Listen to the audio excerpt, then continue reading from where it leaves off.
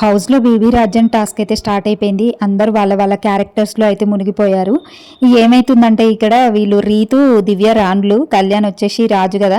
ఇక వీళ్ళ ముగ్గురు బెడ్రూమ్లోనే కూర్చొని ఉంటారనమాట.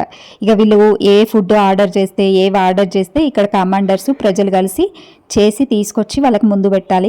ఇంకా రియల్ రాజు రాణులు కూడా ఇంత చేయించుకోరేమో, మరి వీళ్ళ ముగ్గురు అయితే ఏమో చేయించుకుంటున్నారు దొరికిందే ఛాన్స్ అని. ఇంక ఇక్కడైతే డెమన్ పవన్ చేస్తున్నాడు పాపం. ఇక డోర్ తీసే దగ్గర డెమన్ పవనే, ఫుడ్ తెచ్చి సర్వ్ చేసేది డెమన్ పవనే. ఇక వీళ్ళైతే ఒక ఆట ఆడుకుంటున్నారు హౌస్ మేట్స్ని.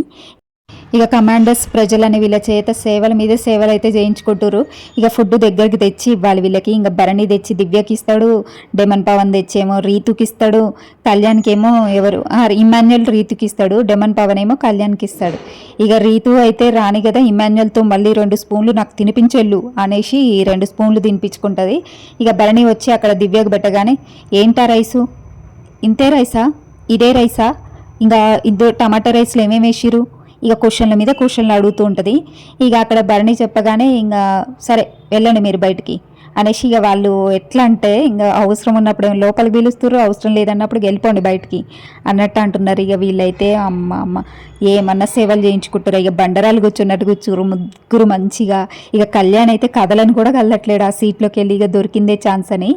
ఇక వీళ్ళ ముగ్గురు అయితే హౌస్ మేట్స్ చేత సేవలు చేయించుకుంటారు. ఇక డెమన్ పవన్ అయితే చస్తున్నాడు పాపం.